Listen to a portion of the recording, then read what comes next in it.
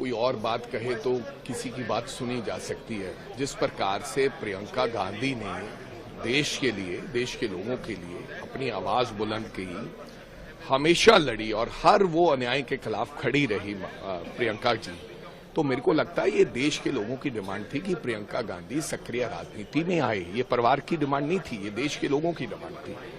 और उसके साथ साथ मैं ये कहना चाहूंगा कि बिट्टू जी जो ये बात कह रहे हैं, कम से कम वो तो नहीं कहें। बिट्टू जी का पूरा परिवार, दादाजी मुख्यमंत्री थे और खुद बिट्टू जी 3 बार सांसद कांग्रेस पार्टी से रहे। बिट्टू जी के भाई को कांग्रेस पार्टी ने मंत्री बनाया, एमएलए बनाया, ये एमएलए थे, वो मंत्री थे।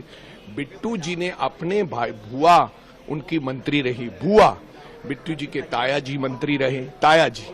बिट्टू जी के भाई, एक मौका मिला, उन्होंने उनको पुलिस में डीएसपी लगा दिया कि पिताजी का, बड़े सरदार बेअंत सिंह जी का जो असैसिनेशन हुआ, उसके बाद उनको ऑन दैट बिहाफ उन्होंने डीएसपी भी लगवा लिया कि पिछली सरकार में, कांग्रेस की सरकार में। अगर जब बिट्टू जी ये बात कहेंगे तो लोग उनसे पहले ये सवाल पूछेंगे कि आपका तो पूरा परिवार, मतलब कि मैं नहीं कहता कि, मैं नहीं ये कहना चाहता कि उनके भाई में कोई काबिलियत नहीं थी या किसी व्यक्ति में कोई काबिलियत नहीं थी, लेकिन मेरे कहने का मतलब, आप अगर ऐसी परिवारवाद की बात करोगे जिसका पूरा परिवार राजनीति में हो, बुआ, ताया, दादा, भाई और खुद आप, तो आप ऐसी बातें करते शोभा नहीं देते। और सोनिया गांधी जिन्होंने देश के लिए, मेरे को लगता है, त्याग किया है, कोई ऐसा व्यक्ति है जो देश की प्रधानमंत्री की कुर्सी छोड़ता है?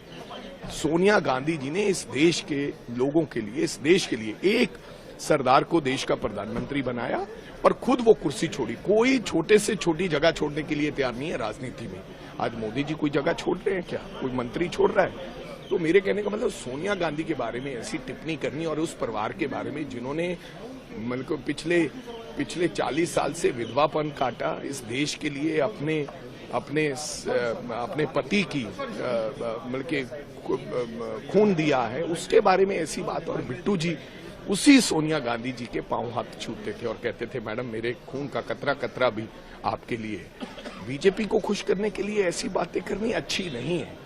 मैं अपने भाई को ये राय देना चाहूंगा कि ये निजी टिप्पणियां हैं।